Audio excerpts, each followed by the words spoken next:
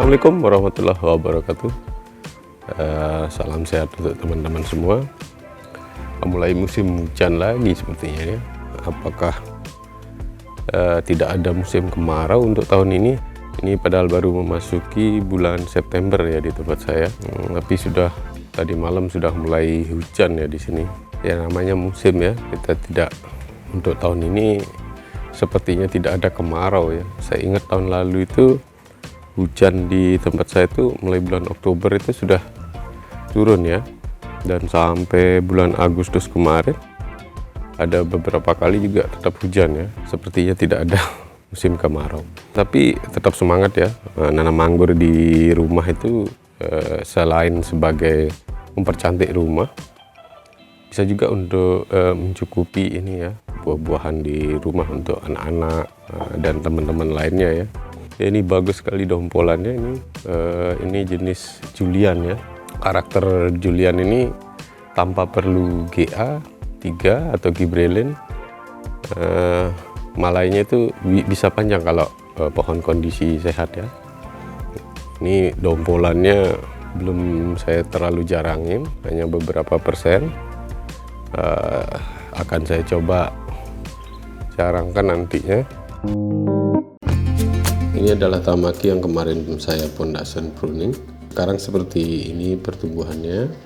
Ini sudah terlihat ya, ada beberapa klaster bunga, tapi tidak banyak. Dari beberapa tersier hanya 4 klaster bunga ya. Banyak juga yang kosong tersier baru ini.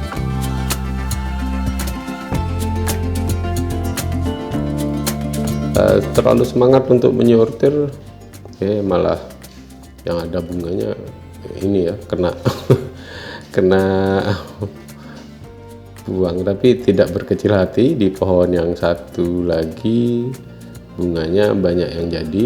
Ini kan yang saya top working ya, itu juga klaster bunganya lumayan ya.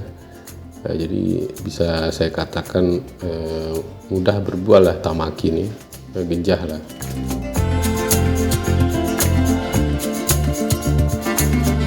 Nanam anggur itu sebenarnya mudah ya. Mungkin kita ulang lagi untuk teman-teman yang baru nanam. Jadi anggur itu sekarang tuh mudah ya didapatkan, dari bisa beli online, bibitnya maksud saya itu mudah sekarang kita dapat ya. Tidak seperti beberapa tahun yang lalu ya. Khususnya untuk anggur impor itu agak susah dan harganya mahal. Sekarang karena biasa ya, kalau pasar barang banyak harga turun ya. Jadi sudah banyak teman-teman yang bisa membuat bibit, jadi harganya makin terjangkau ya.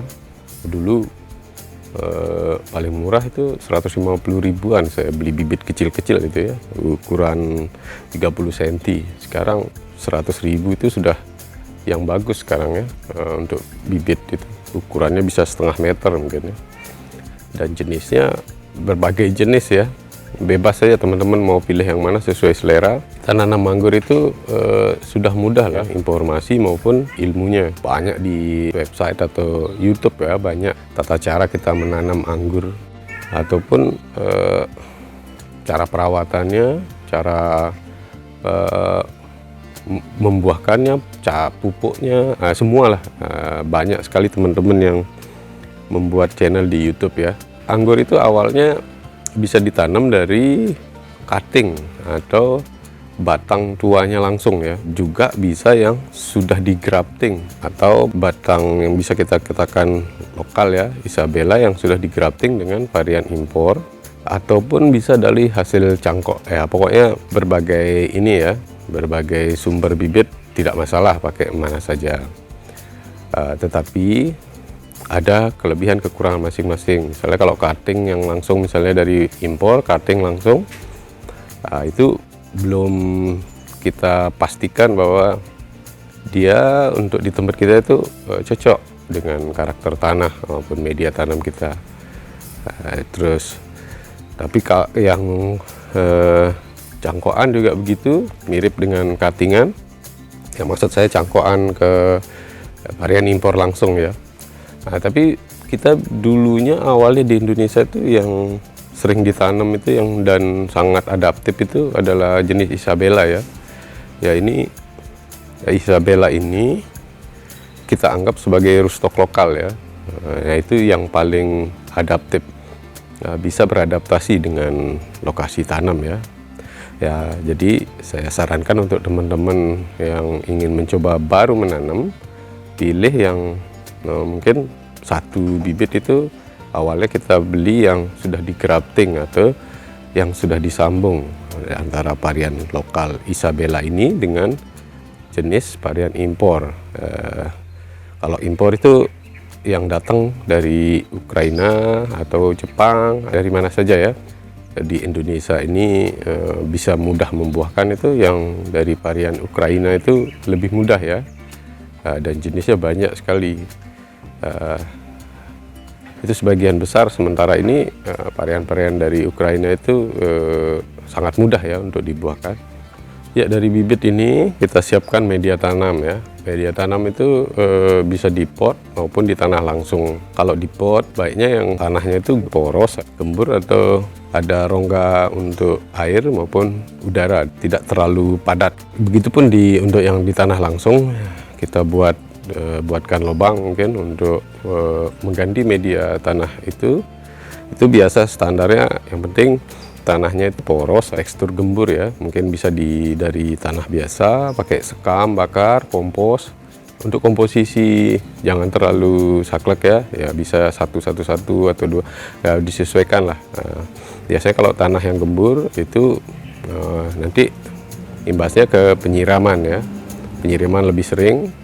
Bibit itu untuk awal-awal penanaman hanya cukup disiram saja untuk 1 bulannya sejak kita tanam ya. Jadi setelah ditanam tidak perlu dikasih pupuk, hanya disiram biasa. Setelah itu ya perawatannya satu yang harus diperhatikan ya. Dari anggur ini yang paling utama itu rawan jamur ya. Jadi ada beberapa caranya untuk meminimalisir serangan jamur ini. Yang pertama, kita rajin semprot fungisida ya. Jadi dari awal kita tanam itu baiknya setiap 1 minggu sekali itu kita sudah membiasakan menyemprot fungisida dengan walaupun dosis rendah ya. Contoh fungisidanya bisa Amistartop, Antrakol atau yang lain-lainnya ya. Dan juga untuk hama kita juga sekalian untuk menghemat waktu. Jadi waktu proses penyemprotan itu kita campur antara fungisida dan insektisida, contohnya basel dan lain-lain ya. 1 bulan setelah ditanam, mulai kita berikan itu nutrisi pupuk ya, wajib ya. Jadi pupuknya itu bisa dari yang sintetis atau kimia, pupuk berimbang ya, NPK saja cukup. Dan juga kalau tidak mau menggunakan pupuk kimia, boleh juga menggunakan pupuk buatan sendiri atau pupuk organik ya, bisa dibeli atau mau buat sendiri bebas. Yang penting intinya nutrisi itu baiknya diberikan sedikit, tapi kalau yang skala rumah itu kita tiap minggu ya, per 1 minggu sekali itu kita pupuk ya. Beda kalau kita bicara di pertanian, mungkin yang kebunnya luas berhektar, terlalu ribet untuk 1 minggu sekali ya. Mereka mungkin dengan sistem 1 bulan sekali, atau ada juga yang sekali 3 bulan ya. Pola pemupukan yang ya itu lain lagi ya namanya. Tapi kalau di rumah ya untuk mengisi kegiatan kita biasanya justru kadang-kadang malah setiap hari kalau kita mau pupuk itu karena terlalu bersemangat ya, terlalu semangat maksudnya. Tapi secukupnya 1 minggu sekali. Nah, untuk anggur ini juga butuh penyiraman ya, penyiraman dan pola penyiramannya itu kalau di musim kering atau tanpa hujan itu baiknya disiram setiap hari ya.